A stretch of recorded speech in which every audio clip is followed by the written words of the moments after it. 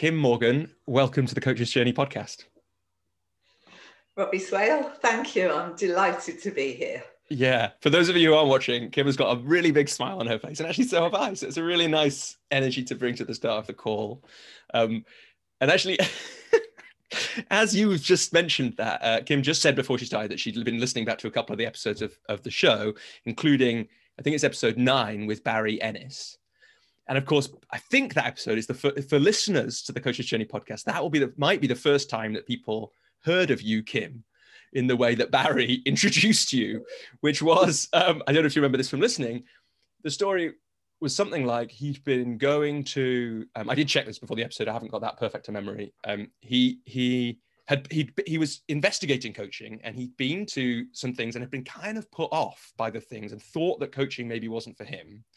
And then he still had a Barefoot afternoon booked in from his research into coaching. And that's the company that you run. And he arrived and you were there with this big welcome come in. And he internally thought, fuck me, it's Bette Midler. Those were his words, not mine. It's Barry's fault that I'm swearing now. And then, but it was a really beautiful story because it's like you brought that, I think he called it a humanistic approach to coaching that he got through Barefoot, and he did the course. And, you know, I'm really glad that you were there giving that welcome, because otherwise Barry might have ended up doing something completely different and we'd have lost him to the world of coaching. Oh, how lovely. Actually, I think he said that out loud when he arrived. I don't think he just said it in his head. That's fun. And I'm sure, like, we'd say it about Barry, but excuse me, one of the things I wanted to say to you, I knew it would come up, I didn't know if it'd come up now, is that, Barry's not the only person I know, client, friend. In fact, Amy, who works on this podcast with me, writing the copy and the marketing, she's a Barefoot coach as well. So there's lots of people that I know in the coaching world now who train with Barefoot. And it's so great that I'm sure there are lots of other stories like Barry's of feeling their way into the coaching world, finding their place, and lots of them found it at Barefoot. And so thank you for doing all that work. Oh, thank you. It's an absolute privilege and a wonder to me, actually, Robbie. We've had, I don't know exactly how many, but over 4,000 people now do the program. So we've got 4,000 alumni all over the world. I know loads of them. I can track all their stories. I remember how they came to be there, and it's just a joy to me. Yeah. Yeah. Not only that they have changed their lives, because it sounds corny, but actually I did a master's study, did a piece of research a few years ago just to go, is it true? Does this stuff really change people's lives? Because 4,000 people and loads of cohorts of delegates. When we look at the evaluation forms, they often say, this has changed my life, this has been the best thing I've ever done. And I'm a real feet on the ground realist. And I wanted to know, has it really? And does it last? And actually, my research came out with like 100%, yes, it does last. It doesn't just last, it builds. So most people who become coaches say it changes their life, their feeling about themselves, their level of confidence. It changes their relationships with their family. They become better parents, better partners. They become better leaders. And then they get the bug for learning more and more. So they go on and become NLP practitioners or do psychology degrees. And then they pass that on to all the people they're working with. So one of the great joys for me, when we used to be all in a room together, until last year, we used to have a big annual conference, and in some London hotel, and I always said it's like AbFab does a conference. Actually, it was just wonderful. It was just hundreds of barefooters coming together and connecting again. But when I stand on that stage and look out at all the people that we've trained, or a small fraction of the people we've trained, in my mind I then go and think about each one of those and how many people they've coached, and how many other people's lives have changed. So yeah, it's amazing, wonderful. I pinch myself because I didn't know that was going to happen. Yeah. Actually. Yeah. And I mean, I can imagine that conference really, because, you know, sometimes I do catch myself, you know, the moments when you doubt what you're doing and you're trying to think like, is this all worth it? Because running a coaching business is not always easy. And what I have, right, is a list. I have a spreadsheet which I keep up to date with the number of hours I've spent doing it, and then list of people, an account of the different people and those things. And it's an important part of how I remember that I am progressing and the work I'm doing is growing, and remember the impact. But what an absolute pleasure for you to get to be in a literal room. Obviously not this year, we're recording this in late 2020, not this year maybe, but to be in a room and get to literally see them in front of you. Yeah, it's amazing. And people come and tell their stories. And coaching is about stories, isn't it? People tell their stories of changes they've made to others and changes they've made to themselves. So it's my big delight. In fact, I'm thinking of featuring on social media soon just some of those stories because they're wonderful. Yeah, people are like, I remember one guy coming to see me really tentatively asking, can I do this course? Because he'd grown up in care. He'd had a really dreadful childhood. He'd had no real education to speak of, but actually on his own, he'd started a refuge for male victims of domestic violence. And our course, as you know, is ICF accredited and carries a postgraduate certificate, and he wanted to do the postgraduate certificate.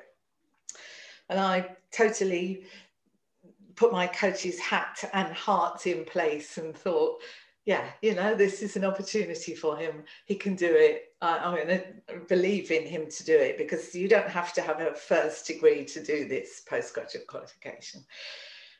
So he did it. He built the charity and it became even more successful. He blossomed personally. And this was probably about 15 or 20 years ago, I think, Robbie. He stays in touch with me. And about 3 years ago, he wrote to me and sent me a photo of him at his master's ceremony. He'd now done a master's. And it's just those stories of, there's a kind of, a mirroring of coaching, of what happens in individual coaching also happens when people train as coaches. Yeah. I mean, I want to get to your story in a little bit, but I think there's just something really interesting in that. I'm curious because I know that's certainly what it felt like for me when I did coach training. I trained with a kind of startup coach training that's now resting again. So they're not operating now, but it definitely felt like that when I did that training about 5 years ago. And maybe this is quite a big question, so see where it goes and see what it feels like. But how much have you thought about that idea that this is the coaching process and transformational journey for the people training when designing the way those courses work? Thought about it a lot. I think the fundamental point is the notion of adult learning. So the notion that the person teaching you is not the expert. You bring your own unique experiences and your life journey to that point, whether it's the coach training room or whether it's your coaching session. You bring your assumptions about yourself, your beliefs, and through a series of conversations, through the creation of a really safe space, you start to reevaluate who you are. And we teach our coaching program in that way. I want to find something for you on my phone because I've saved this picture. and this is my kind of mantra for everything that I do. It's from, oh no, that's just a picture of little sausages for some reason. Not real sausages. I don't know why that came up. It was in a memory. Let's not go there. So, yeah, here it is. This is from Winnicott, D.W. Winnicott, psychologist and pediatrician who was working in the sort of early 1900s, sorry, up to about 1960, I think. And he talked about the contract as the learning space. I'm going to read the words because I just think they're utterly beautiful. He said the learning space, and for learning space to carry on your question, is either training to be a coach or being coached. The learning space is the optimal development atmosphere and vehicle for change in which meanings can be played with, considered, and understood. It's a potential space. It's a moment in time where we can play. Those are my words. He says, an area of psychological experience which is located between wishes and reality, between one's inner and outer worlds. And then he says this: the learning space allows for certainties about self and others. You know, you, the coach, the client, the organization, to loosen. And how lovely is that word? You know, it's pulling at the threads a bit in order to allow for playful reflection, creativity, and the opening up of new possibilities, all to enable shifts in self-identity. I'm happy to send you that, not the cocktail sausages picture, but this one, because for me, that sums it up. Yeah. Yeah, I mean, we'll put links to, you know, I say this often in the podcast, but we'll put links to the things we talk about in the show notes wherever people are listening, and at thecoachesjourney.com. But yeah, that is such a beautiful quote, and there's so much interesting in there. And you know, I guess what came up for me is like you pulled out that word loosen, and isn't that interesting? Because is this right? He's talking about a learning space. That's how he described that thing. Isn't it interesting that a lot of the learning spaces that we experience aren't about loosening certainties, actually. They're about tightening certainties, or that's what it sometimes feels like, or it felt like when I was in some of them. And coaching is definitely different in that way that he describes, that it is often about loosening certainties. Yes, and adult learning. So everything kind of links up for me. I chose to work with the University of Chester because they are fiercely committed to work-based integrative studies, work-based learning, adult learning. And there are a number of real kind of thought leaders in adult learning. David Mezirow, often known as Jack Mezirow, who were the first people to go, when you're an adult, you learn differently from when you're a child. And that's because you already come with a view of the world and you already come with experiences. So let's teach them differently. Let's teach people so that we present things as ideas for them to challenge, to filter through, you know, their views and beliefs and values, and they either accept them or don't. And as long as you can make a coherent argument for your dismissal of them, that's fine. So that's how we teach our course. In a really strong adult learning way. It's also kind of, without explicitly saying so, role modeling what it is to be a coach. And for the people on the program, and I'm sure it was the same for you, you're role modeling what it is to be a client too. And that's how it all works together so very beautifully.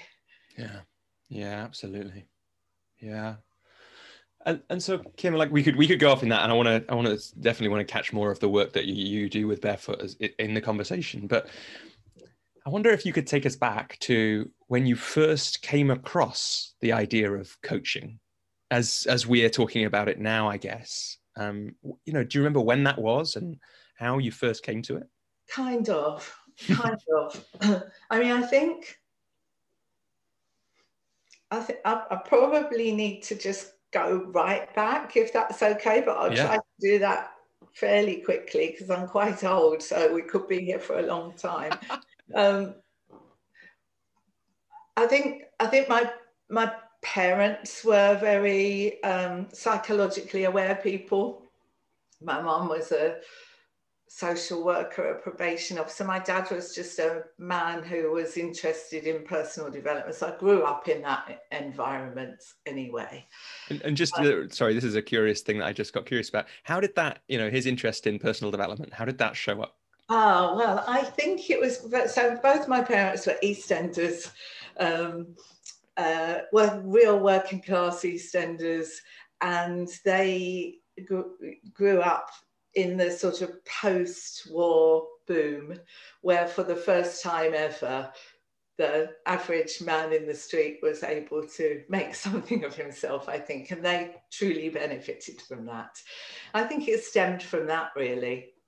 But he had a wisdom about him. In fact, my children used to call him, I don't know why this has come to me, my children used to call him Nelson Man Grandad.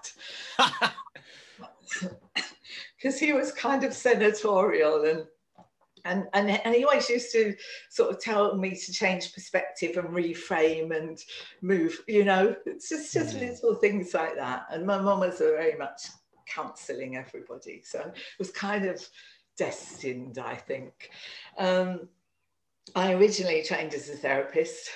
I trained in 2 schools of therapy, humanistic person-centered therapy, which I thought was really useful, but kind of not dynamic enough for what I wanted. It was a beautiful foundation about having unconditional positive regard and empathy and listening. But at the time I was working for a charity in East London and Essex. I was working with, following in my mum's footsteps at that point, working with really severely disadvantaged families in just about every way you could imagine.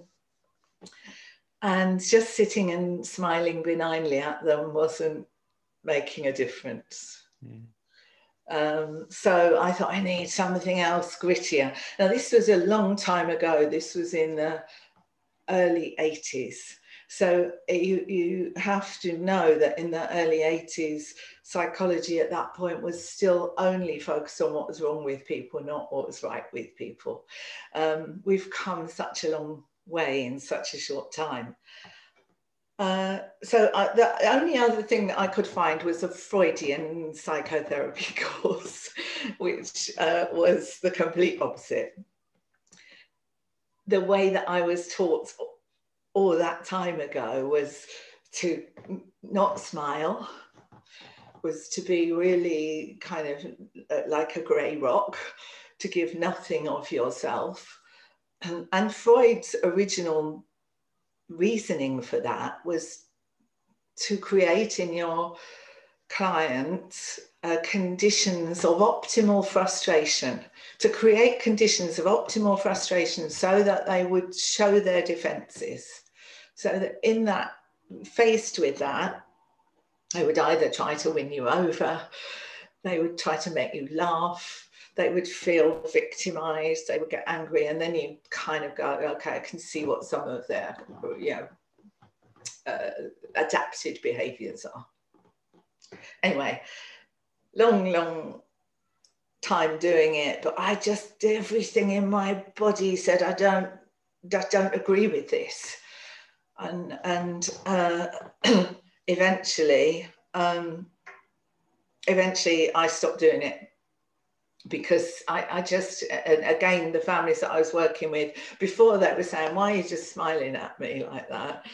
And now they were going like, why aren't you smiling at me? Why are you just staring at me? So I went down that route as a therapist, and then I left it. And just around that time, NLP, solution-focused brief therapy, positive psychology, Robert Holden's work on happiness, they were all kind of breaking through. And I just drank in everything I could from all those people. And I'd kind of set myself up as a personal development trainer. I did women's assertiveness development. I trained as a springboard trainer in women's development. And then a couple of things happened. I still hadn't come across coaching. But the first thing that happened was I was working for Relate, teaching their counsellors some sort of NLP stuff. And Relate said to me, could you be our sort of person who goes into corporate organizations and teach them some basic communication skills? And so I started to do that. And that was a complete revelation to me, because I'd been immersed in this world from my parents through all my training and everyone I knew. We all knew about this stuff, and I assumed the whole world knew about it. When I went into organizations, they didn't know it. And I was like, wow, here's an opportunity. Seriously, they don't know this. And that's one thing, that is a tip that I would always say to any coach: never assume that people know this. You're nodding in such agreement. Do you want? I mean, like, just the thing that comes up for me is it's really easy as a coach to forget how unusual a coaching conversation is. Yeah. Like how 99% of more like just don't involve that level of listening, don't involve that level of attention being put on the conversation. Yeah. So when you're having a coach, this is a coaching specific, but I totally know what you mean as well in the example you're giving. But coaching specific, it's like, never forget that the person sitting opposite you, no matter how well you feel the session is going, has probably had, a handful of hours in their life where they've had someone listening to them as well as you are listening right now. And it's not true of everyone, because some people have been through coaching or therapy or different things before. They happen to have had amazing parents who knew about listening intuitively or through learning. But yeah, mostly the things one of the things I sometimes say to coaches is, by the time you've finished a coach training, you've thought about coaching more than like 99.999% of people that are in the world, So true. And from a commercial perspective, that's a really important point, because you can tend to negate the value of what you bring if you think it's nothing special. It is something special. It's a real gift. I say that because I have a tendency to do it, because I've noticed that sometimes, for example, if I'm introducing what to us is a very tried and tested and perhaps even overused coaching technique, like the wheel of anything, I found myself sort of saying to groups of people, oh, I'm sure you all know this. And then when they have to say, no, I don't, that makes them not feel very good about themselves. So I now enter every conversation bearing those gifts with pride. And if people know about it and they've done it before, it doesn't seem to matter either. Yeah, right. Even if I go, the old wheel of anything, and I do it, I still have real breakthrough moments. So that was one thing that I was like, gosh, there's something in this. Not everyone knows it. As a therapist, I did, and I assume that most people did. And roughly how long have you been working as a therapist? Roughly how long? So that was probably about 5 years in, I think. So a chunk of experience of doing that. Yeah. Then, so then I carried on. I was doing this work. It was called Barefoot training. Why were you called Barefoot training? Because there was a poem that I had seen and loved, written by a woman who was 89, I think, and it was called I'd Pick More Daisies. And it was just reflecting on her life and saying, if I had my life to live over, I would take more chances, be sillier, that kind of thing. And there was a line in it that said, and I would start barefoot earlier in the spring and stay that way until fall. I loved the sentiment.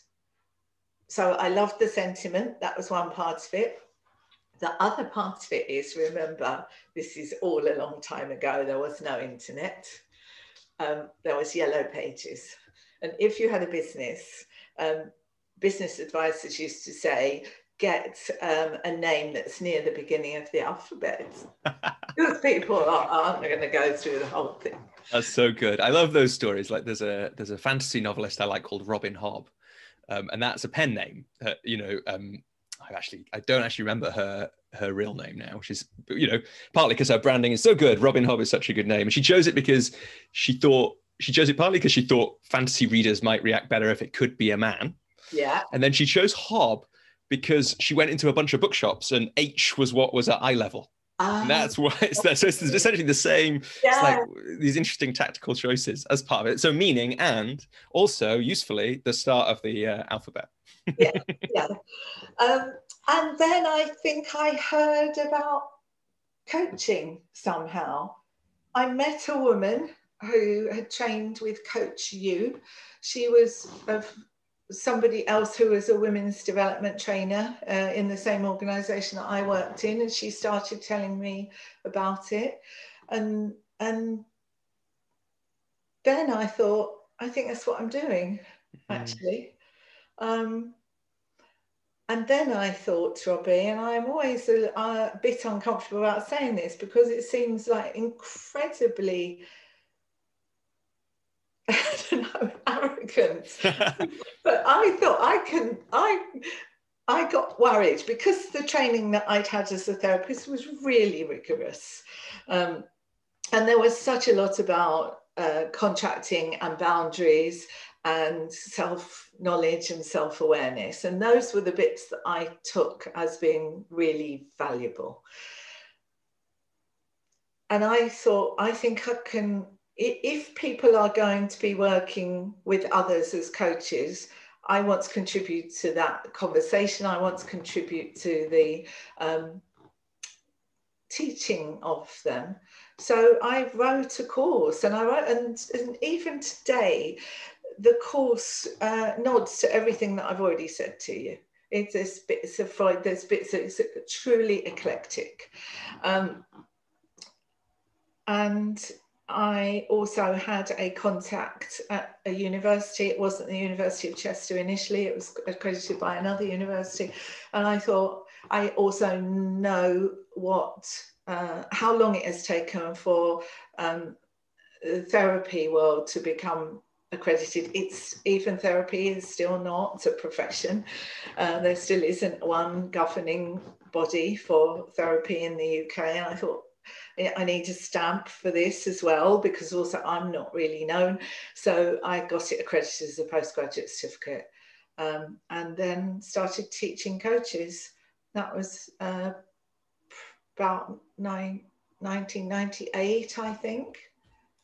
And did you train with Coach U before that, or with somebody else, or you just learned the stuff and wrote the course? I didn't train with anyone. Amazing. So good.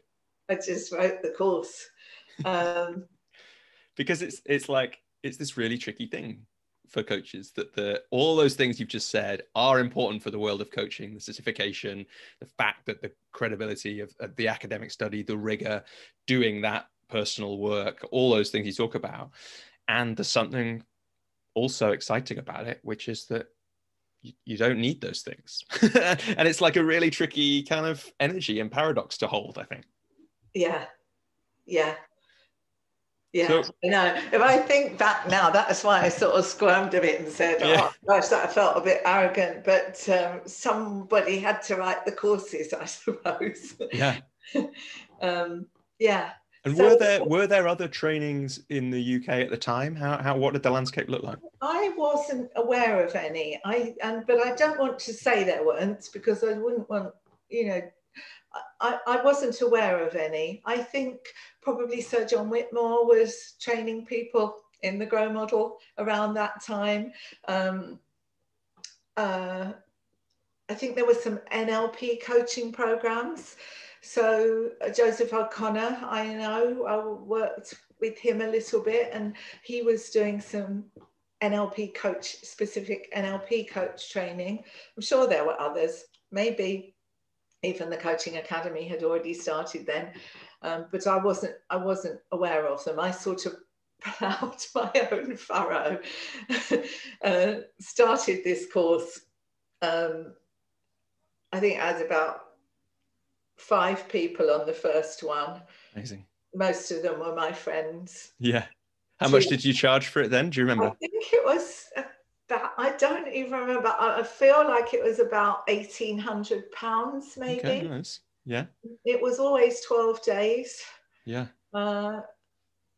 Yeah, but I think only 2 people paid, and everyone else was a ringer. Yeah. Nice work, though. You filled it, right? Or you got enough people that it could go. Yeah. Nice. And so, I mean, there's lots of ways we could go from here, really. I guess I'm curious.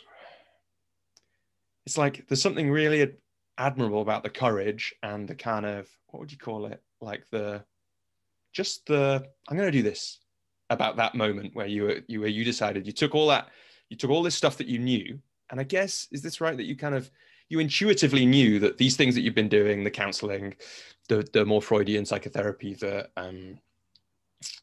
all the training and different things, you kind of knew that it all added up to this thing.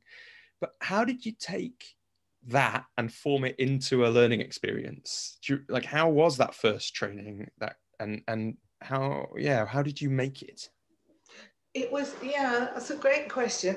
Remember, I was also a seasoned trainer as well, a seasoned developer of courses and workshops. So I wasn't just a therapist. In fact, interestingly, when I finished my Freudian psychotherapy training, on the last day of the program, the tutors said, we're going to give each of you a virtual gift.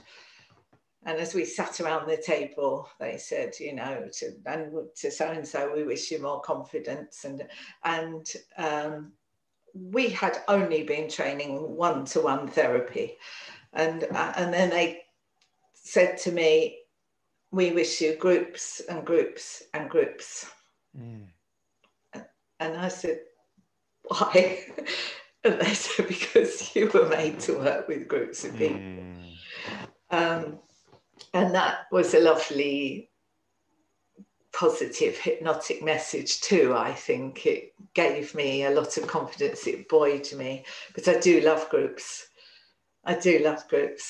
And so, I'd also done in those days sort of qualifications in training and facilitation and training design, educational qualifications as well. So I had a stack of disparate things that added up. So what did I want? I wanted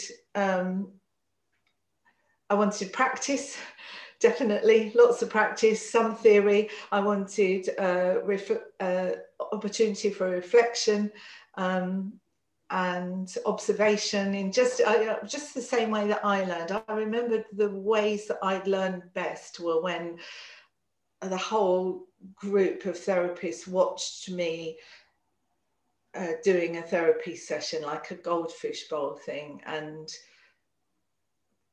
nearly destroyed me with their criticism.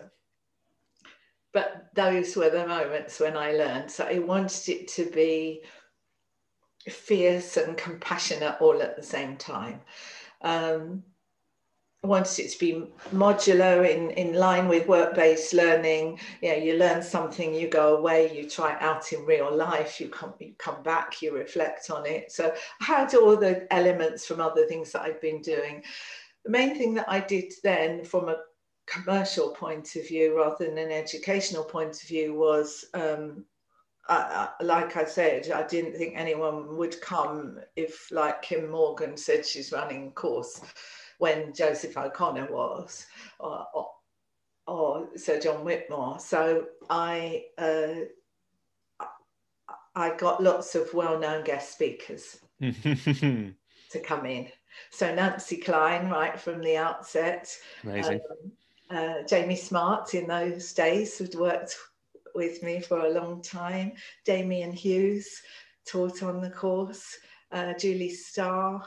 Lots and lots of people who I can't even remember all of them over time. John Perry, an amazing psychologist. So that drew people. Mm. There's a real sense of your business smart. That's a weird American-y phrase, isn't it? But there's something about, like, it sounds like you had, I don't know how much of it you thought about really carefully or how much of it was just intuition you were following, but that's a really smart way.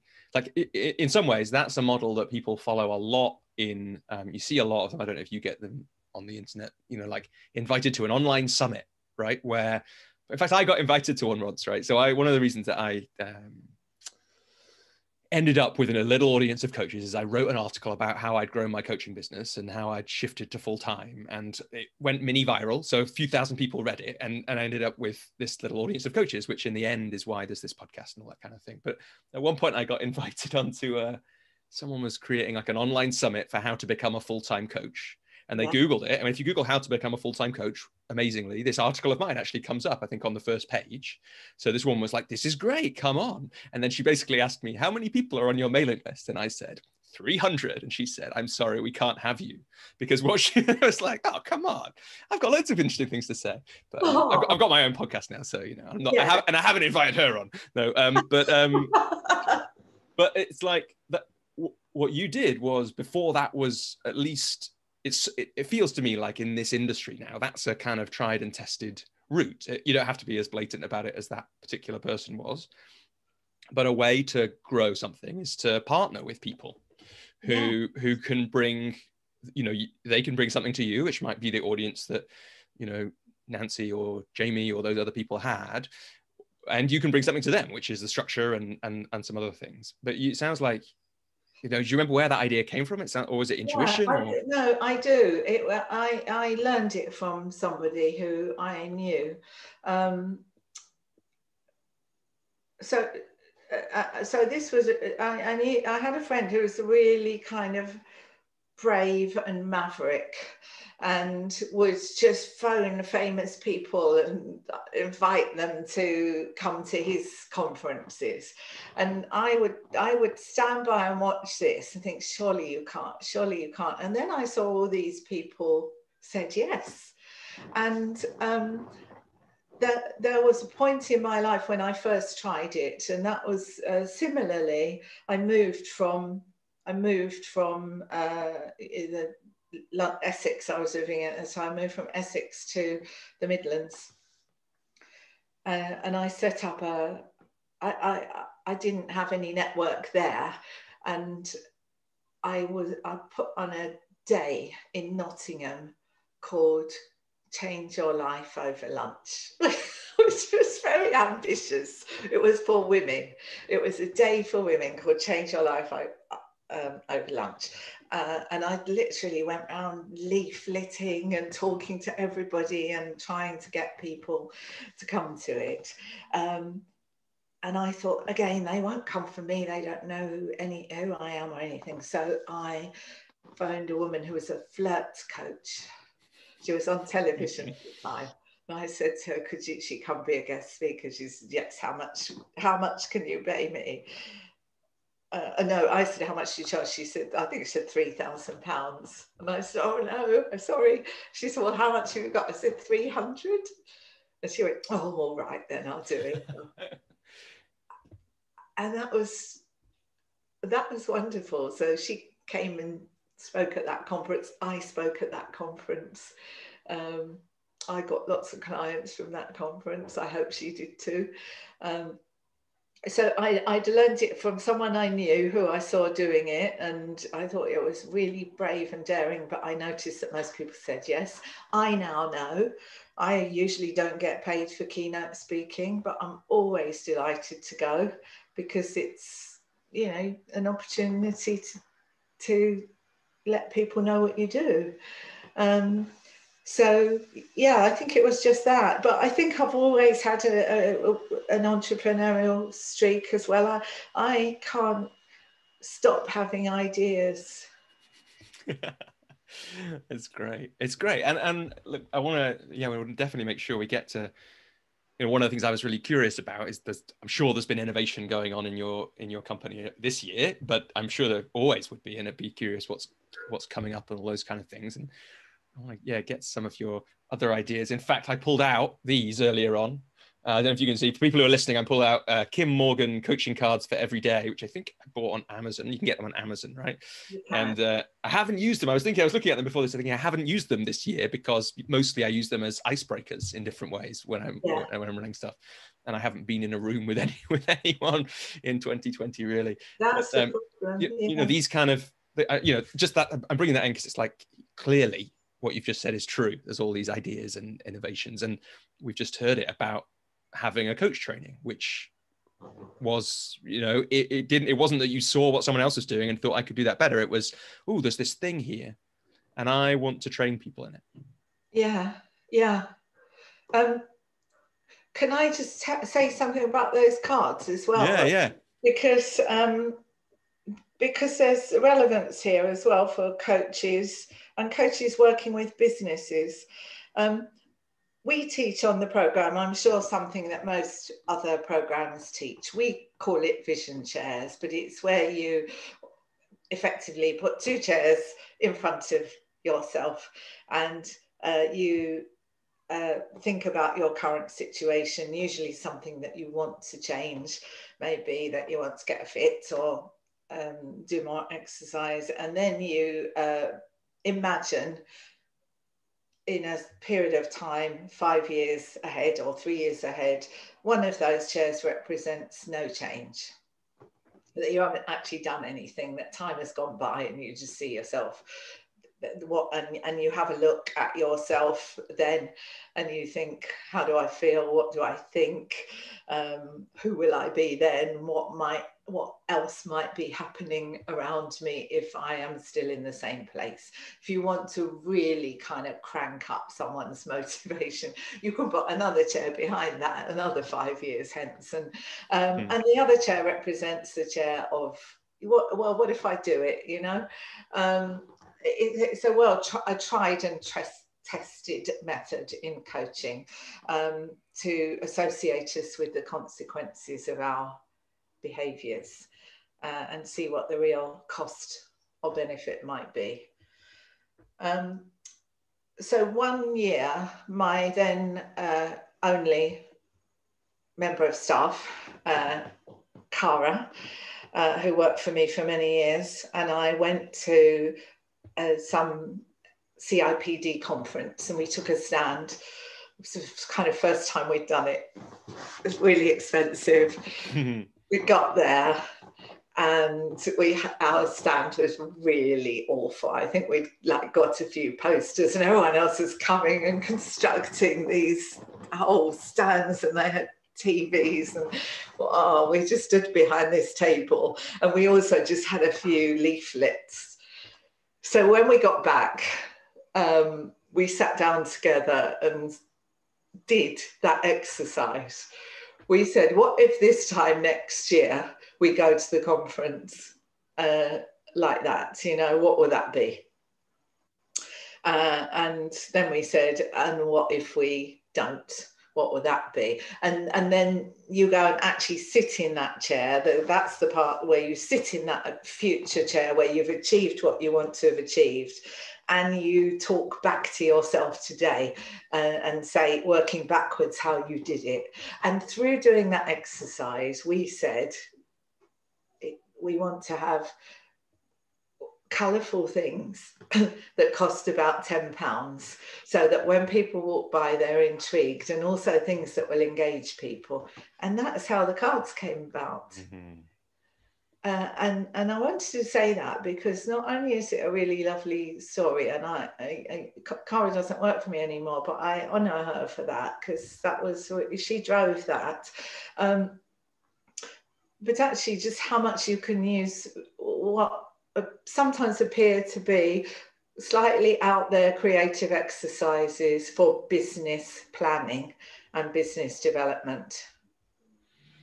Yeah, absolutely.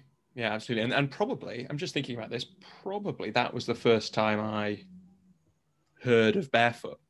Was I'd seen someone using some coaching cards, and I'm not sure if this is true. I don't think the ones that I'd seen were Barefoot ones.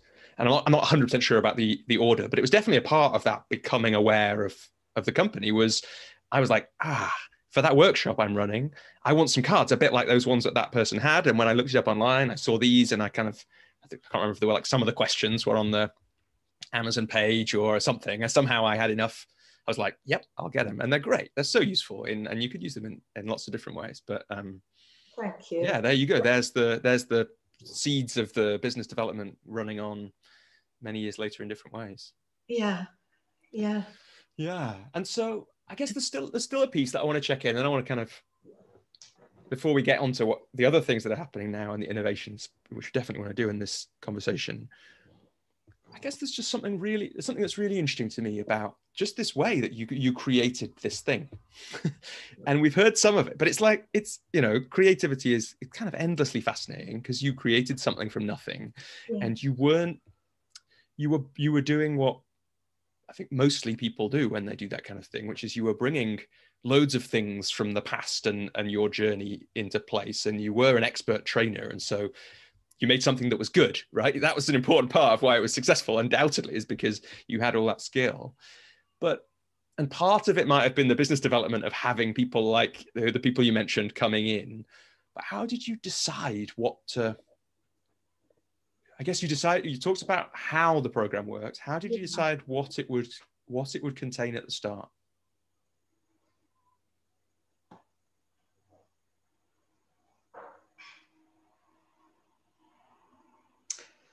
It's a really good question. I think in a way I've already said it. So listening and questioning and building a relationship and contracting had to be there. And those were all things that I'd learned anyway in my therapeutic training.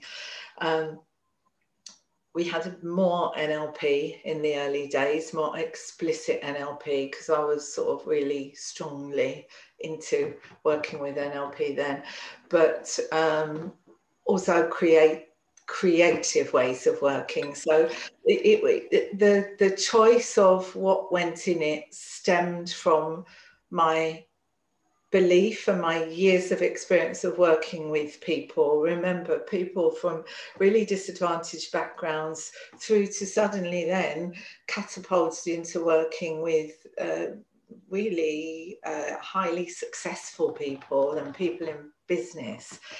And a real belief in that Winnicott potential space, and the idea that within that potential space, it's not just a blooming cozy chat. It's not a transactional arrangement. It's a fierce attachment from the coach to helping that person be whatever they want to be, to loosen those things that are keeping them where they are. And to do that, you need to be bold, and you need to be playful, and you need to, as far as I'm concerned, artificially recreate the conditions that naturally bring about change. So I mentioned Jack Mesirov earlier, he identified when transformational moments naturally occur. And they include things like having a disorienting dilemma, being in a state of puzzlement, the presence of an empathetic provocateur, which I think is a better word for a coach. It was a bit of a mouthful. The recognition that other people share our feelings. And those are also things that I always hold in mind, the normalization factor. That's why I love groups, recognizing that other people share our feelings, being empathetic and provocative as a coach all at the same time, and then kind of artificially recreating that disorienting dilemma, like the chairs, like the vision chairs. You're bringing into the room, hey, this is what it's going to feel like if you don't do this thing, if you get to the end of your life and you still haven't done it. And so I chose, I think, exercises that allowed that to happen. Creative exercises, changing perspective exercises, exercises that smack people in the face of this actually really matters to me. Yeah. It's, one of the another guest, I think it was Toku McCree who I had on the podcast. He was talking about that in the. I think it was him was talking about his dad, right? How his dad. It was really that, it was that his dad, when as soon as he'd been kind of saying he wanted to exercise more for years. If this isn't from that episode, for anyone who's listening who remembers, it's somewhere else that I've heard this exact same story recently. His dad had been one way for years. And then he had a medical diagnosis, which is what happens sometimes to people, which said, if you don't get in shape, you're going to die. And he got in shape like that, right? Yeah. Because he'd suddenly seen, he'd had I can't remember what the words you just used, but the disorienting experience, right? Which was, this thing is going to happen. Yeah. And then suddenly there's the condition, there's conditions for learning. And, suddenly he did create the change. And that exercise with the chairs is a super cool way of bringing people into that space. And the tension between what happens if you do nothing and what happens if you do what you say you're going to do, like that's a really powerful motivator. And if you really hold people in that space of this is how it could be. So I've used it for years effectively with, stopping smoking. I've taught it to police officers to work with women victims of domestic violence who traditionally don't eventually go to court. It's incredibly powerful. I was talking to a dentist the other day about this. We all know what we should do. Coaching isn't about giving people information. They know that it's there on the internet everywhere you turn. It's about finding those levers that they haven't yet found to be motivated to do it. And she said, everyone knows they should floss. Most people don't floss every day. And I said, when do they? She said, when they lose a tooth. And we're kind of, preempting that in the coaching room a lot of the time. I mean, we could definitely jump off there somewhere, but I want to hold us a little bit to, I guess I'm curious then. So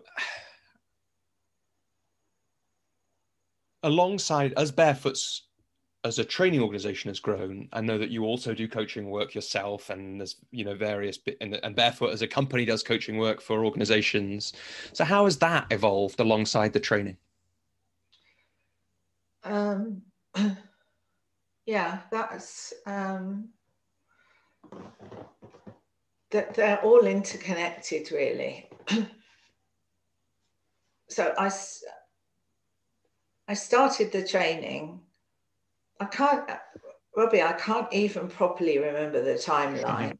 I can't even remember if I'd started calling myself a coach before I started doing the coach training. I think I probably had, so I always had my own individual clients, started the coach training program, continued to have individual clients as well, many of them people from the coach training program in those days. And then as the training program grew slowly, organisations would send people on the programme, and then they'd often say, can you come back into the organisation? So they're kind of, you know, self-perpetuating things. And that, for many years, the largest part of our income was from the coach training. Coaching in organisations we did, it was great, but it wasn't a huge part of our sales. And one-to-one coaching wasn't, because it was basically me and one or two other assistants. So it was all me. I taught every single course for a number of years. I did all the one-to-one coaching for a number of years. I didn't, you know, others sort of said, oh yeah, I'm really entrepreneurial, or I'm really, and I am really entrepreneurial in a creative way. But what I didn't think about was expanding the business and other people doing it. It seems crazy that I didn't think that, but I just got in a track of the, you know, being a one-woman band. And then I did, and I did it under, you know, circumstances that I hadn't expected and didn't want. But one of my daughters received a sudden and shocking terminal diagnosis, from being apparently perfectly well, to having an X-ray and being given about a month to live. And it was the, you know, shocking, terrible, tragic blow. She was 28.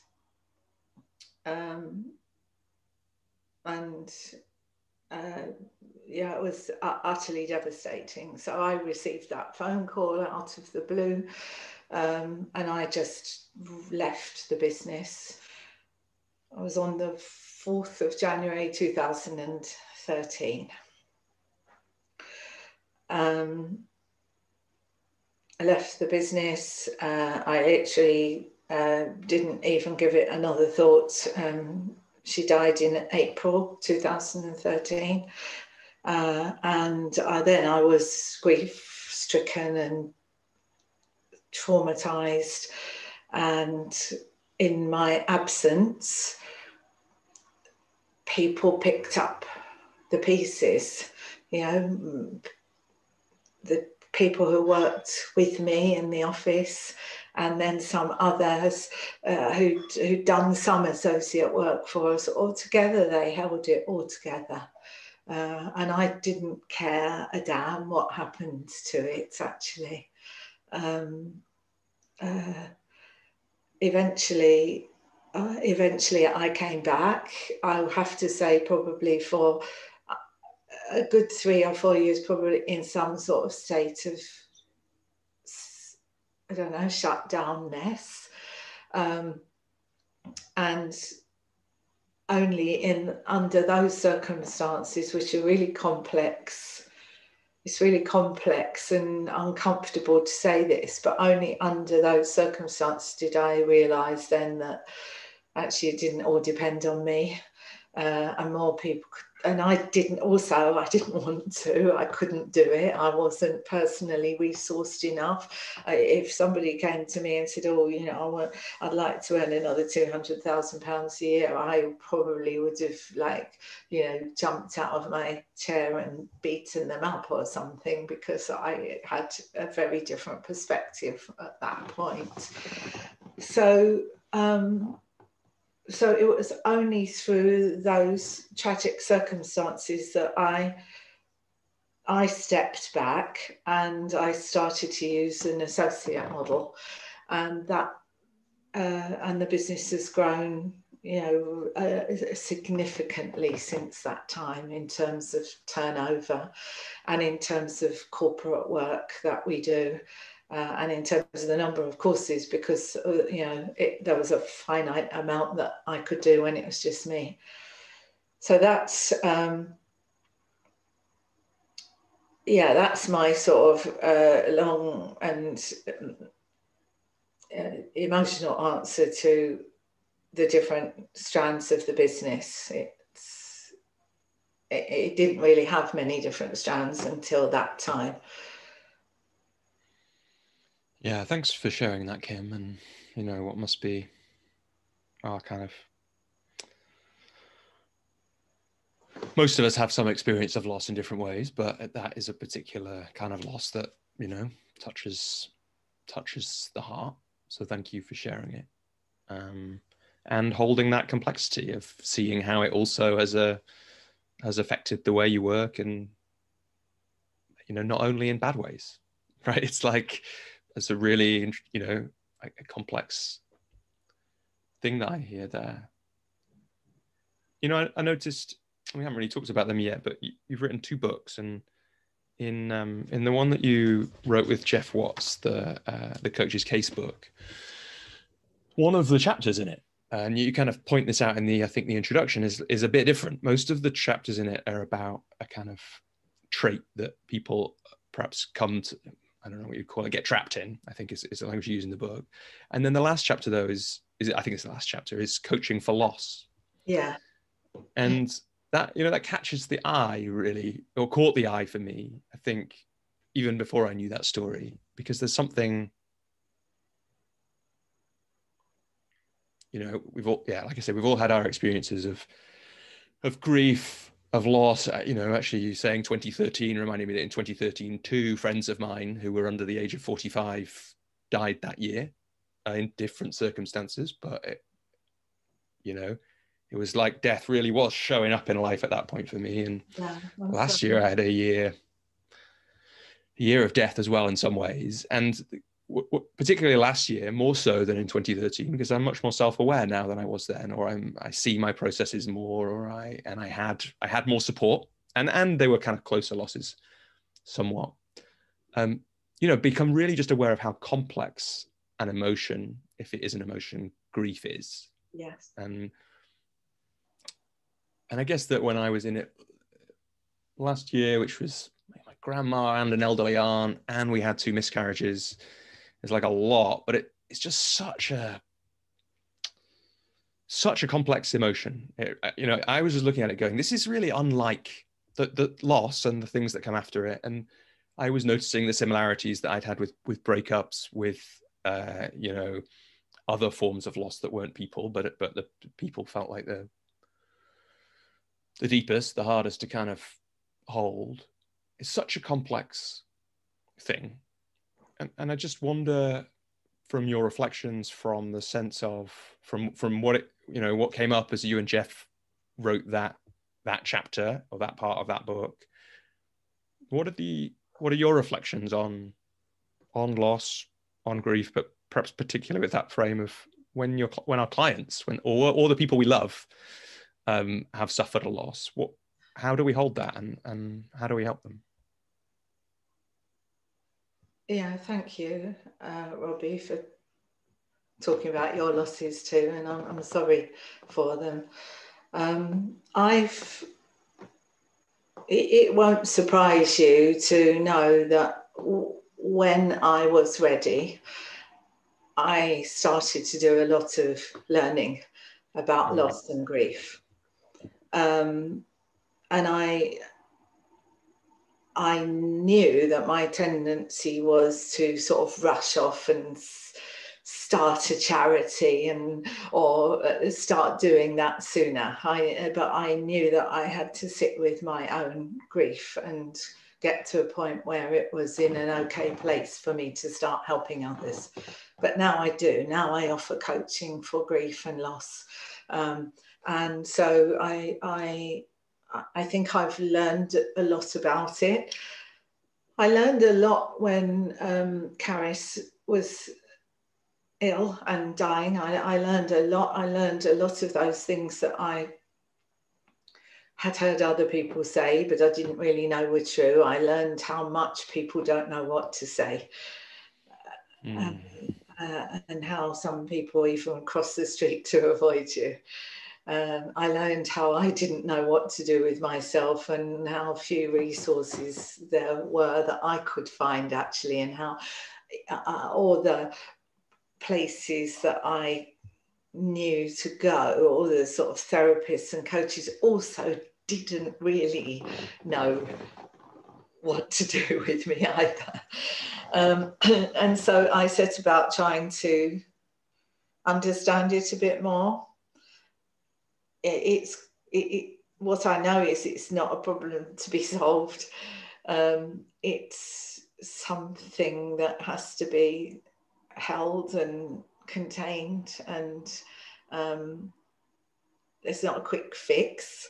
I learned some useful things, if they're useful to anyone listening to this, that grief and loss are emotional responses to a change in or an end of a familiar pattern of circumstances. And that doesn't just mean the death of a loved one or the death of someone. What I learned is loss, and how we feel about a loss is what matters. It's an emotional response to something that's changed. It's an emotional response to what you're not going to have. And that might be a person in your life. It might be a job, like in the current circumstances, a job that you no longer have. It might be a loss of an aspect of your health. It might be a loss of your identity in some way, even positive changes. Even losses, changes that we seek out can sometimes bring with them grief, a sense of grief. And I noticed when my dad was in a care home in his last years, how many of the old men, particularly more than the women, just talked about who they used to be. And they were clearly experiencing such a loss of identity and couldn't accept the identity of being old. So I learned that loss is not hierarchical as well.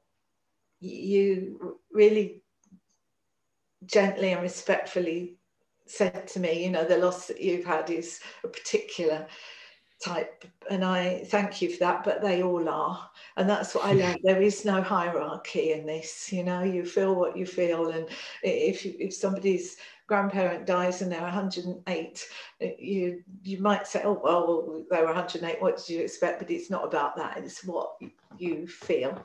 So I've read lots of really wonderful books about grief and how it persists and how it shows up. I can't remember where I saw this, but I use a lovely metaphor that it's like glitter, that you suddenly one day you've got a bit on your cheek and you go, where did that come from? It shows up when you least expect it. And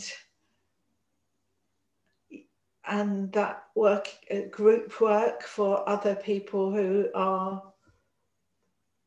grieving is really helpful, because it kind of normalizes. There's lots. I run a course on it now. We have a group of people within Barefoot who are interested in supporting people with grief and loss, and it's complex.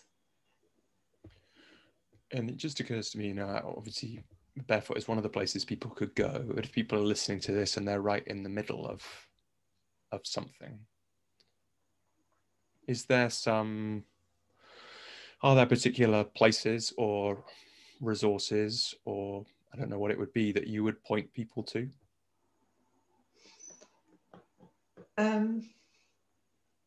I think it's so individual. Obviously, grief counselling, grief therapy, cruise bereavement services. There are specific bereavement services for your particular kind of loss. There is a program called the Grief Recovery Method as well, which takes a very kind of pragmatic approach to grief, and that exists in the UK too. There was recently a great sort of online conference called Good Grief, the Good Grief Fest. And I've noticed that people are now talking about grief and loss a lot more. I think the current COVID situation has brought that to our minds. But I think there's been a movement over the past few years. There were a few footballers, weren't there? Rio Ferdinand, who spoke very openly about the death of his wife. There was a cricketer, I think, as well, whose wife died. So I'm really, really happy about that, because I think as a stiff upper lip British culture, we don't do grief well. Yeah, that Rio Ferdinand documentary. Yeah, anyone who's listening, I really encourage them to check it out. There's a BBC documentary that was made. I don't know if you saw it when I did, yeah. In the aftermath of that, there's a lot. Again, it's it's such a complex and individual thing, but it was it was a very courageous thing of him to do that, and them to do that, and I think to work. I think it's so important. After my daughter died, a couple of years after my daughter died, I spoke at a conference, a coaching conference, and I'm two coaches, and I didn't talk explicitly about coaching for grief because I wasn't doing it then, but I mentioned coaching people who happened to be bereaved. And there was a bit of an uproar, actually, a bit of a resistance, which I still encounter from people saying this is the domain of therapy.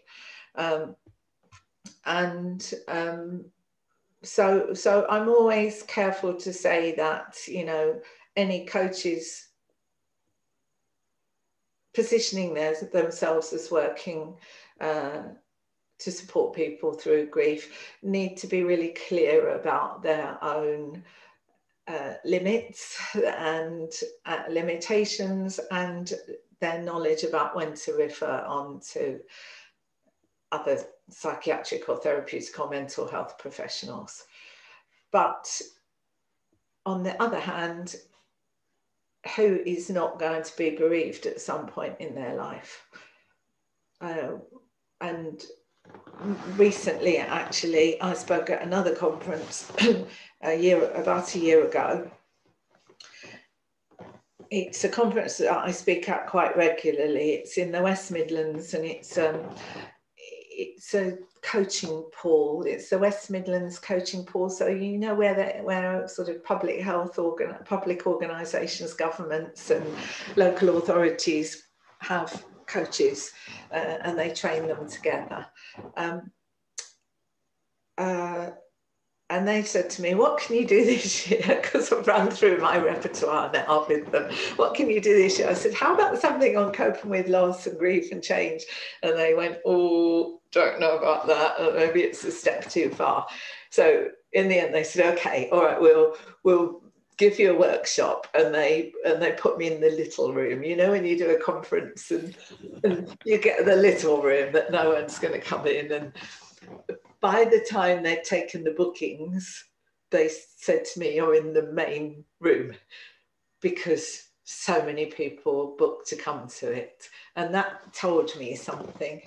It's needed. I'm in the early stages of really thinking about it. And yeah, I'd be interested to hear other people's thoughts, actually. If you get any, if you get feedback on this, I'd be interested to hear other people's thoughts. But I'm a great believer in the fact that anyone can support you through difficult times. I went on a bit of a, kind of calling in all favours from every therapist, every coach, everyone I knew after my daughter died. Anyone who said, can I help? I said, yes, thank you. And one of the people who was most wonderful was the girl who used to do my nails. Yeah, you find wonderful support in the least expected places. And I guess that, for coaches, if you work long enough, you know, like you say, who doesn't suffer these kind of loss in all its many forms? If a coach is coaching people, they are going to come across that sometimes they're going to be the person who is there the day someone's sister has been diagnosed with a terminal illness, or the day after someone has or got the news that they're losing their job, or whatever it is. And, you know, yes, there may be a point where we need to refer people on, but in that moment we need to be, you know, or there is an opportunity to be some version of the person who did your nails. Yeah, yeah. Yeah. And also it's probably worth saying here that, you know, the short course that I teach is just to give people, it's not to turn people into grief coaches, but to almost give you some tips about what not to say. The grief recovery method that I mentioned, they've over the years done quite a lot of research on the sort of categories of things that people say to you in a very well-intentioned, well-meaning way, but actually they're of no value at all. And if you even just know not to say those, like don't say, oh, you'll find a better something in time, you know. Don't say everything happens for a reason. Don't say keep yourself busy or get over it. Don't say he, she wouldn't want you to be upset. You know, don't say have a drink or eat, because that can lead you down another route. We all try to sort of plug it and stem it, but actually we have to sit with it and basically say something like, I can't begin to imagine what this must be like for you. Yeah. And I'm sure, like, you know, probably like you, like anyone who's listening, there's times when I'm aware that there's times when I've said things and you're like, later on when if you're in the middle of it yourself, you've got that deeper level of empathy. I look back, I'm like, oh, I can't believe I said that to that person, because that wouldn't have helped at all at that time. But it's a beautiful way to think about. I mean, I wonder if it's a broader way to think about coaching. In some ways, coaching is about not saying the things that don't help. You know, you could probably look at it like that all the time, but particularly in those times when people are right in the middle of something so complex. Yeah, that's a really, really lovely thought. I also think just having a realization that endings are significant for people as a coach. Certainly in therapy, there's a lot of focus on the ending of a therapeutic relationship. You can't just go, you know what, I think I'm done now. You have to have about 3 sessions to talk about, you know, what's happened and why you're ending. And I'm much more in that place now. I like to honor the ending with everything that I bring to the beginning of a coaching relationship, because it matters to people. Yeah, I really love that you said that. I think it was really interesting. Perhaps the first coach I hired after I did my training, he just looked after the ending of that engagement beautifully. And as soon as he'd done that, like, this is what, you know, for people, this is why you should hire yourself a coach sometimes, because you just learn an enormous amount from what it's like. And he held that ending so beautifully. What was really interesting is I later did another engagement with him where he didn't do that. I haven't asked him why, but it was like, we got halfway through the last session. I was like, he's not doing that thing. So I was like, wait, it's the ending. It was great. By then I knew. I was like, this matters to me. And we slowed down. Even just honoring the ending for a short part of that last session made a lot of difference. And, you know, sometimes I wonder, so in my coaching, one-on-one coaching work, I have very fixed start and ends to my coaching engagements. And sometimes I think that is why I don't get repeat clients very much. And I don't get there's something about, if I structured my engagements differently, I would have more ongoing clients, I think. But I don't care about that when I'm not worried about money, because I think that those endings and having that really, holding that ending in a really beautiful way. Yeah, I love doing that. And I think it's, you know, I guess in some ways I didn't study counseling and psychotherapy in a big way, but I was like dipping my toe in it before I found coaching. And so some of that awareness of that idea of, you know, most of us don't, you know, we all learn different things about beginnings and endings in all kinds of ways. And so when I'd read that and some of those things, like you say, in psychotherapy about managing that ending. And I don't know if this is psychotherapy or if this is something I read in that research, but, you know, modeling a healthy end. Yeah, totally. It's something that most of us don't have. And, you know, my ending pattern is like, I'm always the last person at the end of after I've met up with friends, I'm always on the last person at the street corner, right? Hanging on to that night out or that meeting up. And that's that, if I'm not careful, that's how I am with my clients as well. So I am careful so that we get the end. But there is something about endings. Yeah, that I think is really important. There is. I'm just thinking I can expect to be here till this evening now. Exactly right. That's why we have to put an end time into the conversation, Kim. Otherwise, I would just be like, this is a part of who I am, right? It's like, I'm having so much fun. This is great. Let's keep it going forever. And of course, that's not possible. And it has like most things that feel great at one time, if you take them too far, they have negative side effects, which is, I'm having a wonderful time now. If we speak till this evening, we might continue to have a wonderful time. We might not, but I would miss out on my coaching call my coaching calls this afternoon and lunch with my wife and all kinds of things. So don't worry, we will have an ending to this call. But I wonder, hopefully, I wonder, like, for you, and I don't know whether, you know, you're in this really nice place where you can talk about this from your experience coaching clients, from what you teach coaches, from what you've seen coaches do and where it's worked and where it hasn't. When it comes to endings and maybe taking that whole idea of creating how we work with people in order to give them support them with things, including endings, like what have you learned about that, or what have you seen really work, or how do you work? Before I answer, I'm genuinely interested in what your first coach did that was so memorable and impactful. Yeah, it was really simple. And I actually do it now, but I tend to do it even more than him. You know, and this is weirdly, like, I can almost feel the tears coming back now. It's like really touching that we'd done 6 months of work, speaking probably average every 2 weeks, maybe for 6 months. And he just sat down, I think, before the call and brought up, you know, what he did was he brought up the kind of 4 or 5 moments from the last 6 months that I can't remember how he framed it, that had touched him or had felt significant or had felt like they were turning points. And, you know, I can kind of still remember them now. And this would have been early 2016 or something, probably. Just as a way, and then he just shared some of how he felt about the engagement, and, you know, not in a, you know, and this is an interesting balance for people to hold, but some of his reflections on what I'd done, really.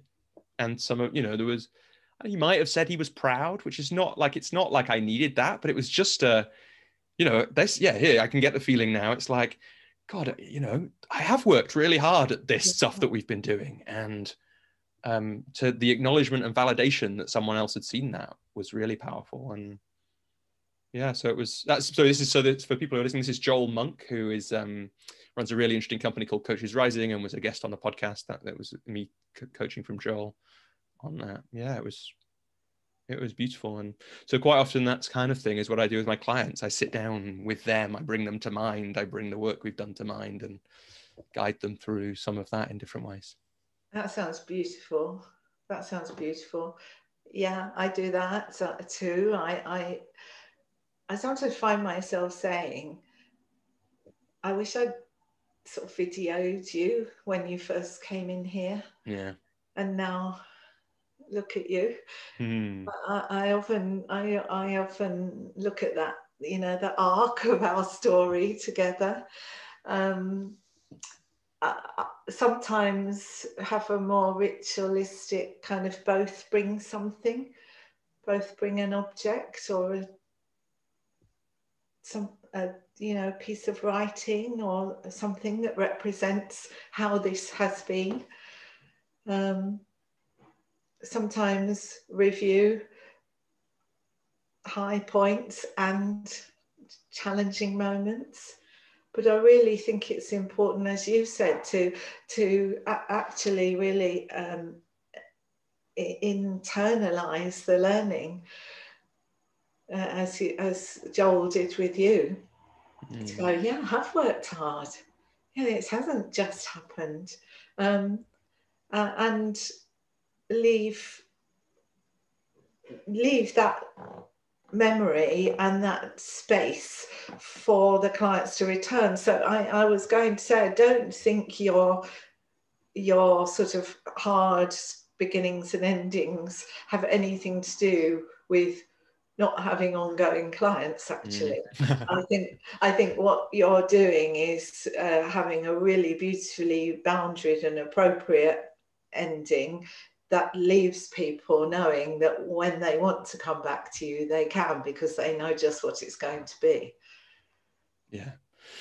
Yeah, and it feels, I don't know how you feel about it, but it feels important to me to have those boundaries. Like, I don't want people to have to work with me forever.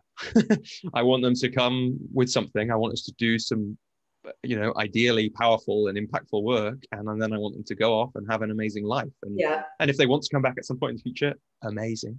Yeah. Like, especially if we've done some beautiful work. But if if they've got what they need from coaching and from me, or from coaching with me, if we've done, even better in some ways. That's easier to say when the money pressure or something like that isn't going on. But the higher parts of me, I know that the whole time, right?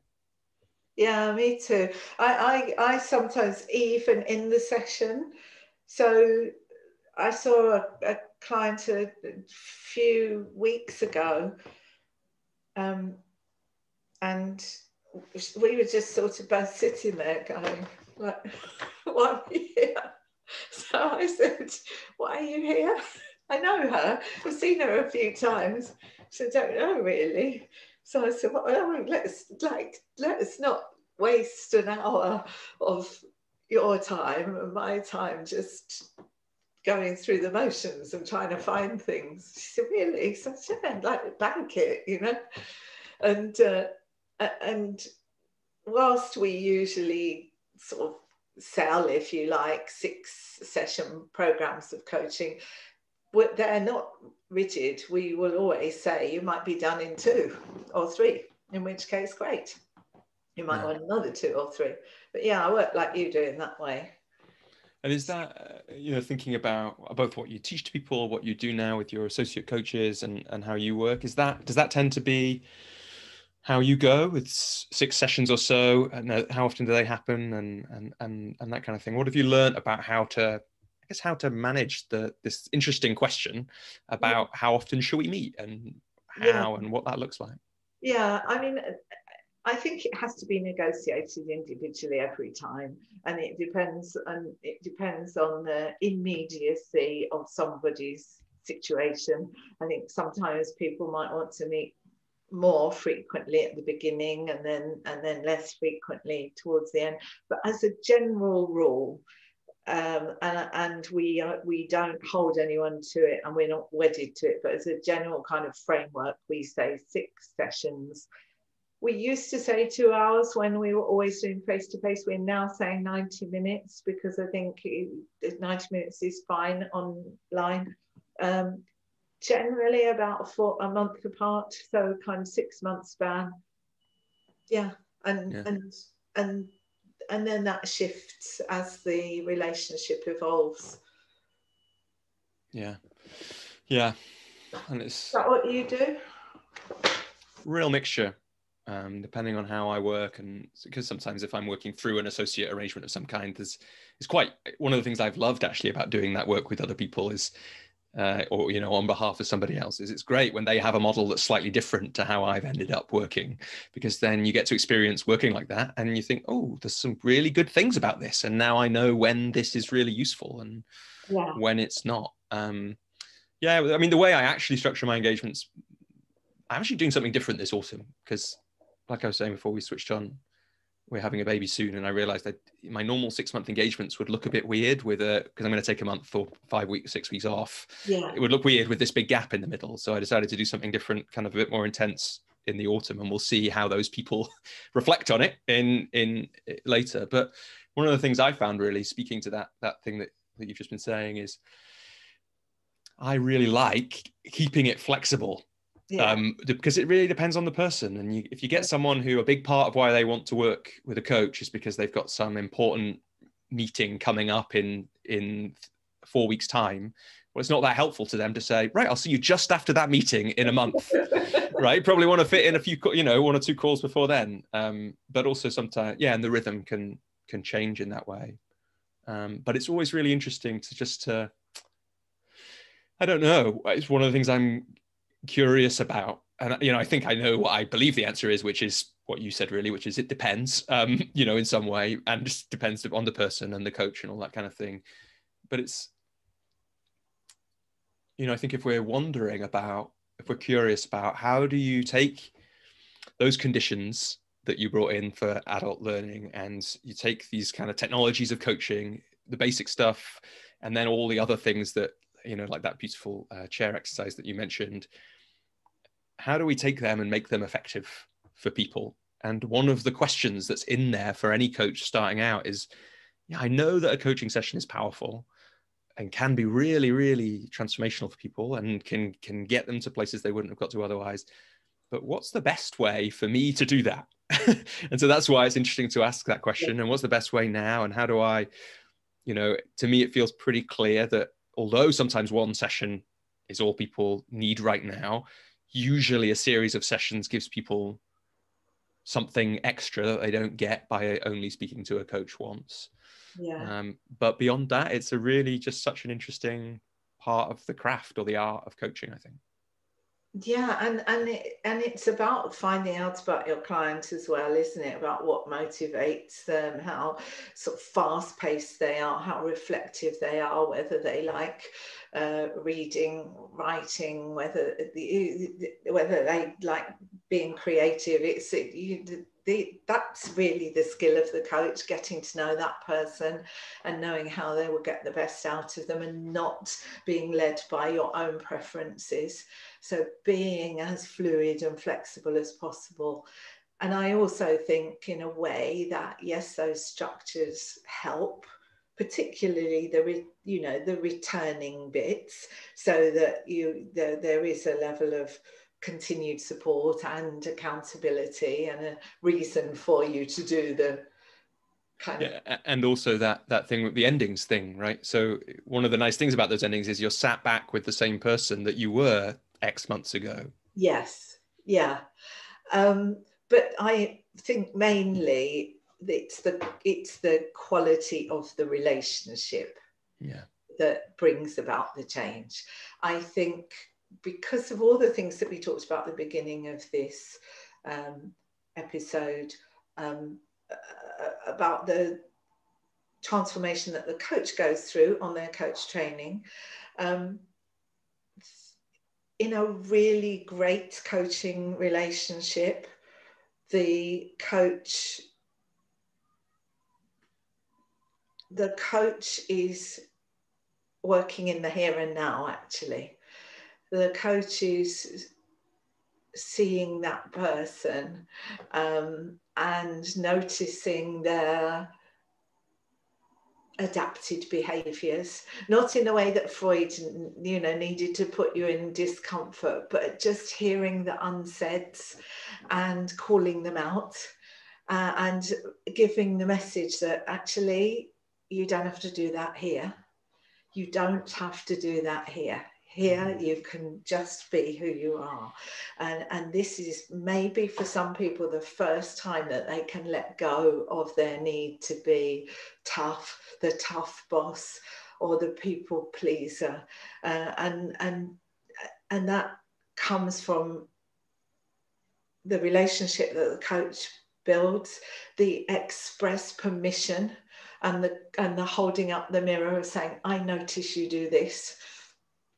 And also for me, in the way that I work, actual practical rehearsal of being different in the room. I wrote actually in the coach's casebook in the people pleasing chapter. I remember writing and most of those were real life case studies, just anonymized. A woman who was such a people pleaser, and I just every time at the end of every session said, right, what did I do that you didn't like? So it's it's that kind of thing that's memorable, I think. And it's that's important about coaching. It's really big for me, I think. It's another adult human being with whom you just learn you can be yourself and drop the pretenses. And again, if we go back to the coach training room, where people learn to become coaches, there's a lot of that happening, isn't there? There's the love of the cohort. They've never met people like it before. They're friends for life, and they genuinely are sometimes. But it's, you know, NLP says experience has structure, and that has structure. It doesn't just happen. It happens for all the things that we've said, and it's because they can drop all the things that they learn to do to get through life, and know, hey, it's okay. Yeah. And again, just going back to earlier in the conversation when we were talking about, well, these people don't know this. It's like, just remember that if you're bringing that kind of, if you can live in that space with clients where, you know, I love that thing you said, you don't have to do that here. Just that feeling, like that in itself is an experience that most people don't have most of the time. Yeah. Incredible gift that we can give to clients. Kim, I'm aware, because we've named it, that we have to bring this conversation to a close at some point. I mean, of course, with someone with this breadth and depth of experience, there's a million avenues we could have gone down in this call that we haven't. We've touched on one of your books. We haven't talked about the other. Like, I guess just before we bring it to a close, and I've got a couple of other questions I want to do that. What are the bits of your work that we haven't touched on yet that feel important that you'd like to bring in? Oh gosh. There doesn't have to be an answer. I've just named the book. The books are there, and people can check them out. It might be interesting for you to speak to a little bit to that, but people can look them up as well. I don't know, actually. I always say, you know, we're fairly, so we do coaching, we do group coaching, we do team coaching, we do coaching for loss, we do coaching skills for parents. That's something I'm very excited about. That's something I'm excited about for you. Yeah. After January. Absolutely. So that is something very dear to me. I want to say a bit about that. Yeah, please do. Quite some time. Remember, I said originally I was working with families, so I also did quite a lot on you know, psychology of children and families, and so quite a few years ago, in 2007, I thought it would be really great to write a coaching skills for parents program. That was because lots of people who'd come on our coach training program said, this has changed me as a parent. And they said, where can I find out more? And I kept saying, oh, I don't know, because there were lots of sort of remedial parenting programs or super nanny type things. But I thought, oh, there isn't anything that just is, how do you apply coaching to your family life? So I wrote this program in 2007 with a colleague, and we actually made it a sort of licensed program. I trained lots of people to be coaches doing that. And it went really well for about a year. We sold it into Citigroup, we sold it into really big organizations, and then it was 2008, it was the financial crisis, and we weren't established enough, so I put it on ice. And I resurrected it a few years ago, actually. And so now we're not licensing it, we're just, people can come and do it and they can have the materials, because I so believe in it as simple coaching things for children. It's such a fun program. I'm very proud that we've taught it at Morgan Stanley and Canary Wharf. I've been there for a few years now. I do it at lunchtime, and about 100 or 120 people come in, mostly dads. really desperate to know more about how they can support their children. It's lovely. It's absolutely lovely. So yeah, we do that. We have the cards, we have the books, we have products, we train supervisors, we offer coaching supervision.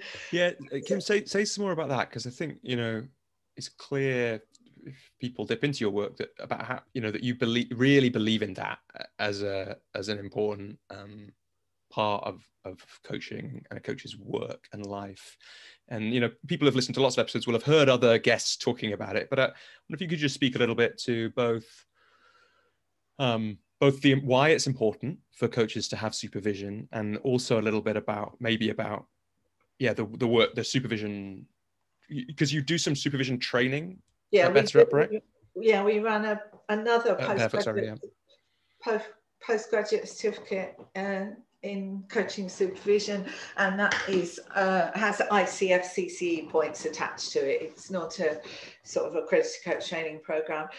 Yeah, again, it's something I always believed in because of my background in therapy. It was not even, you know, you have to have it. It's an absolute requirement. So I've been championing that for a long time. And I'm pleased to see that it's gaining momentum now. More and more coaches are accessing supervision. I think it can be summed up quite easily in the the sort of three-pronged supervision approach, which is it's formative, normative, and restorative. Formative being you acquire new skills, you get some steer from a more experienced coach when you're at your wit's end and they say, well, try this. Normative is making sure, you know, and I would say most coaching is about contracting. Most supervision is about contracting issues and ethics. Yeah, so I think that's true as well. It's so funny. Like every time I go to a supervision session, the answer is always contracting. Basically, it's like whatever has happened with the client that has got me, that I'm bringing to the session, or anyone that I've ever been in a supervision call with has brought to the supervisor, the answer is almost always contracting. It always is. Yeah, almost always is.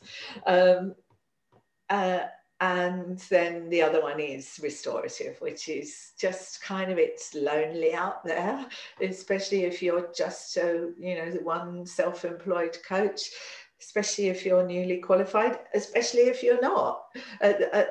However long you've been doing it, it's really useful to sometimes get a reassurance, a pat on the back, a reminder that you're doing well as well, a bit like Joel did for you. Yeah. The supervisor say, look what you did for that client, actually. And I still run a couple of closed supervision groups myself. Every time I marvel at the beauty of supervision, actually, because I sit there with 6 people and they bring their clients to life in the room, and they care and they angst and they're asking, how can I be better for them? And then all 7 of us sit around really thinking about that. How can we? What could you do differently? What part of you is getting in the way here? And we sort the coach out and put them back together so that they can go back and do it. And we arm them with confidence and tools and techniques. And I say, gosh, I wonder if those clients know that all 7 of us are thinking about them here today, and how we can best help them. So I think it's essential. I think it's essential to be challenged as a coach, to not get into bad habits, to not get sloppy, to keep learning, and it's essential for the clients to know that their coach is also being supported. Yeah. And just for what it's worth, supervision has been really important for me, and what an amazing way to learn and get better at the craft, as well as all kinds of other things. And it occurs to me that it also provides those same qualities for adult learning are present in it in lots of ways, Yeah. aren't they? Yeah, and lots about reflective practice, you know, really learning how to reflect on your practice too. Yeah. And Kim, the other thing I just want to ask about is like this year that we've been in. You know, I know that you've had to move some of your training online, presumably throughout the coronavirus situation. For listeners, like, we're recording this, like I said, at the end of 2020. Things may have moved on by the time the episode comes out, but if things do go back to somewhat normal, what do you think, as a training organization, maybe as a coach as well, you'll have learned from this period that you'll take out and keep using once the pandemic goes back to whatever happens after it? Yeah, a great question. Thank you. Masses. Masses. On a really practical level, you've heard the story of Barefoot now. It had all been face to face. Every single thing we'd done had been face to face until March, and I also did face to face coaching. If I occasionally had to do what was then a Skype call, usually, I was like, oh, Skype call, oh, and I'd get all in a tiz about it. And so we were really very much about being in the room with people, whatever we were doing. So in March, we just, I think I locked myself into a room for a weekend and just thought, what am I going to do? And we very quickly just got our main courses online, and we also developed a series of short online courses as well. So in terms of the online courses, what I realised, and this is for anyone who's got a business, I think, or anyone who's got a range of training products, coaching tools, techniques, I thought, and I looked at our kind of assets and resources, and we've got so many that were just sitting on our system, never being used. So I thought, I'm going to just get all those and turn them all into just short online courses, which was tremendously invigorating for us and for all our clients. So I think there's that, you know, just like we said earlier, don't assume that other people know this stuff. Also, don't forget what you've already created and keep using it. We learned loads of stuff. First of all, we learned that we can do the course online, and to our astonishment, all those elements that we've spoken about so far are exactly the same online. I saw on LinkedIn yesterday that one of the online cohorts that finished recently, one of the delegates, it was her 50th birthday, I think, and she said, I wasn't even going to do anything because of lockdown, but what a surprise that all my cohort from my course had set up this surprise online birthday party for me. You know, she's like, I've made friends for life. And that's really, just totally made me realise that this stuff works virtually just as well. There are tweaks. That's probably another conversation about, how to really get the best out of it. I also learned that our conferences, our CPD days in lovely hotels in London with lovely food from 9 till 5 that cost about 400 quid to attend. And I used to say, why aren't people coming? Well, there were all the reasons. It was expensive, it didn't fit with people's childcare arrangements, that not everyone lives in London, blah, blah, blah, blah. And so now we have a range of lovely short online courses that people are attending from all over the world. So our reach has grown enormously. We've had people signing up for our main coach training course saying, that I live in Singapore, I've always wanted to do your course, now I can. And it's been a bit of a duh moment. Like, really, you know, how did I not think of this? We've also noticed that people and organisations are, I think, more willing to talk about the emotional aspects of their lives in this time. And we have been running really short 1-hour courses on coping with stress and anxiety, building resilience, coping with loss, grief and uncertainty. I've been running in organisations as well during this time. And probably before we would have not offered those, I think, in quite the same way. I've learned that I didn't need to invest in a big office in a business park and spend a fortune making it look like Google's headquarters at the beginning of this year, because we haven't been in it. Oh no. Oh, that's a shame. Yeah, it is. But I've also learned that, you know, my team has been superb,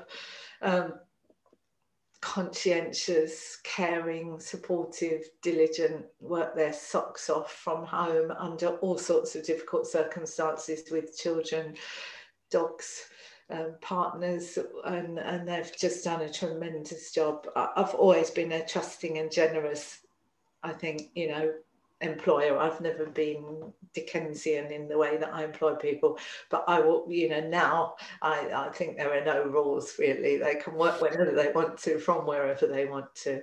So there have been really important pieces of learning, which I think will change the way in which we work, and probably many other organisations too. Yeah, absolutely. There is just that sense. It's, you know, I guess it's sometimes feels tricky to talk about because of people are suffering now, but there's lots of innovation that's happening now too. Yeah. I can kind of hear that in your business and working practices as well. And I'm as a kind of, you know, I mean, as a coach, I guess I'm kind of professional, but certainly amateur social scientist, right? It's like, I'm so interested to see what will happen with working practices over the next few years, with people's decisions about where they live. All these things might change. Kim, before we finish, I want to ask you a question a bit like the last question. Promise. Here we go. I kind of hinted that 2 questions ago was the last question, but I'm hanging on to this ending like always. We haven't mentioned at all, I don't think, on this episode that you have a podcast as well, or through Barefoot. And it's another, actually, I thought of it at the start of the conversation, but I'm pretty sure I didn't mention it because it gives that feeling of what it must be like to be you, with all these people that have gone on to do amazing things, because the people who are they always, or at least they're often alumni, and they who have created amazing impact in the world. And that in itself must be a pleasure for you. But you quite often, at least sometimes, ask them at the end, what are the tips that you give to new coaches starting out? And of course, you've written a book about it, Coach's Survival Guide. But if what would be the top 1 or 2 things that you would say that we might not have touched on, or you might want to emphasize something we have for a new coach starting out, or someone who's experienced but wants to take their work to a different level? Gosh, I think, read the book, I would say, because that was why I wrote the book, because people have asked me the same questions so many times, and I really desperately care that I am training people to do a job that will be a real job. Yeah, I would never keep training people to be coaches if I didn't think that they could make money from it. I couldn't do that. So I wrote the book to help them. So I think what are the biggest tips? They've been embedded in this conversation, I think, Robbie. One is value all that you are bringing to the coaching relationship. You're not an absolute beginner. Most people who are drawn to coaching have been coaching in other ways for most of their lives, and they have a wealth of experience in business, in organizations, in the voluntary sector, as a human being, as a parent, anyway, that they can, that sort of gives them experiences and empathy to support other people. The coach training has very often just been putting those, putting a framework around things that they were already doing. So I want them to remember all that's come behind them to get them to this point, and don't feel like an imposter or who am I to be doing this. And along with that, I suppose, comes charging appropriately for your services.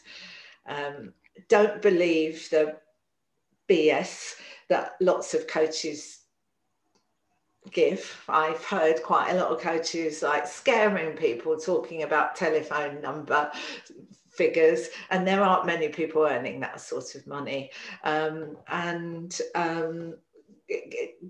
Keep learning, keep getting supervised.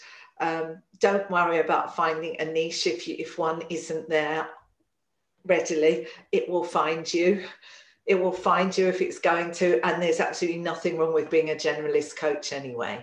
So don't obsess about those things. Don't put all those things in the way before going out there and getting the work. Talk about coaching everywhere you go with enthusiasm and without selling, but coach people, show them what it's like to be coached, and they will come to you. Those are my quick tips. and as you could write a chapter about kind of each of those, so people can definitely check that out. Look, Kim, thanks so much for this time today. I know that people are listening, people who know your work or have been really touched by it themselves, or indirectly will love it. And people who haven't come across your work before will have loved this conversation too. And yeah, I mean, it's clearly in the UK, I mean, and across the world, even more so now, you've had a massive impact on the world of coaching. And so, thank you for that too. Thank you, Robbie. I've absolutely loved being with you and learning from you too, actually.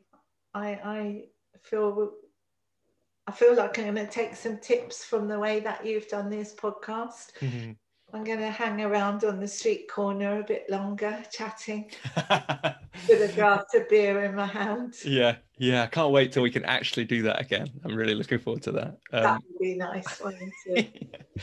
Oh dear, Kim, thanks so much. And yeah, look, it's been such a pleasure, and I'm sure that people who've listened to this will get that as well, and look forward to speaking again at some time in the future.